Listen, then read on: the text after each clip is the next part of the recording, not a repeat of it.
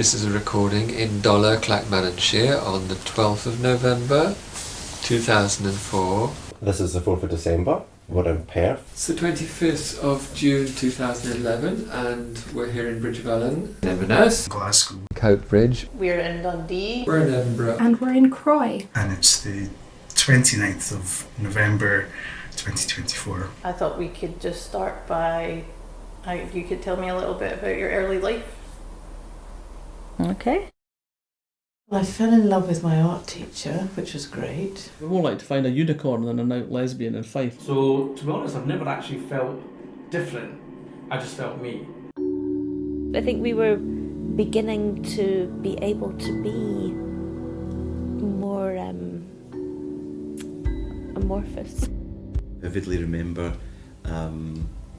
when Sean Connery as James Bond came out of the water in Dr. No, and I remember wanting Ursula Andress to get out the road so I could see his hairy chest. That kind of prejudice was already there, but it was being authorised by Section 28. It was being said this prejudice is the right position to have. And they were of semi-naked men. There was never any full frontal, of course. And I just fell in love with these and collected them and hid them in my bedroom.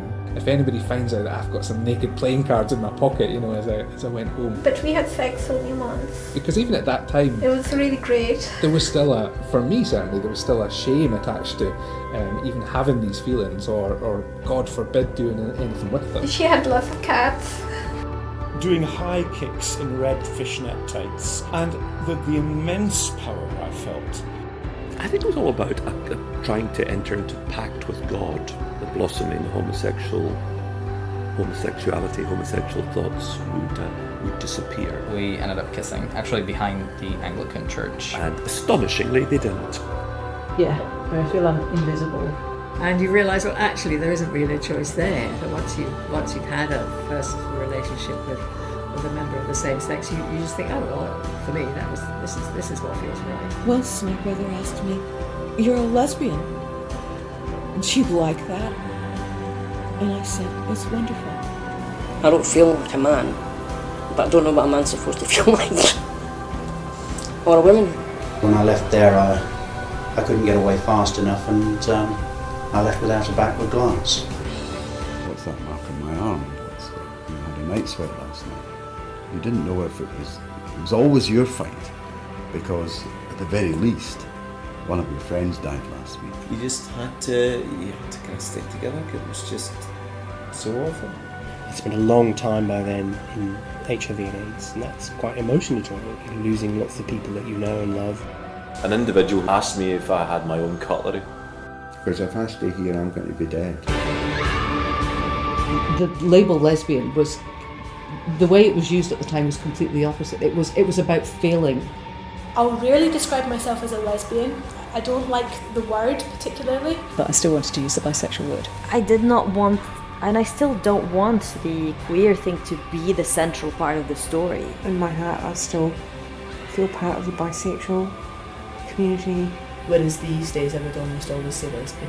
In my life so far, I've been a nun, I've been a wife, I've been a mother. It's always kind of joke about that I went down to that conscious as a well-behaved heterosexual mummy and came back a raving lesbian. All during that time I've really been a wee dyke. It was an act of defiance. But that little act of defiance.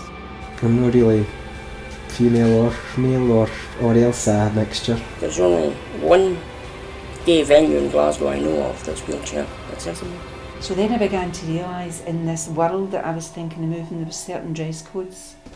But she picked us out straight away because of the way we dressed, which I thought was really funny. I've always been absolutely horrified at the idea of cottaging. I didn't go too much further. Top half's over. I just wanted her to say, it's okay. But this is a story with a happy ending. See, it's a story with a happy ending. Because we used to buy each other presents, as I say, this ring was one that he gave me 40 years ago. I've worn it ever since. Classic Scottish love story. I think my cat loves him more than me. She was the love of my life. And that was the start of 50 years of being together as a couple. You can tell I'm at a gay wedding. I've just been upstaged by the cat. She's just a really nice woman, and she's just been really kind and meeting me, and then she kissed me. And then she kissed me. She kissed me in a way that I'd never been kissed before. And then I knew for sure I was definitely a lesbian.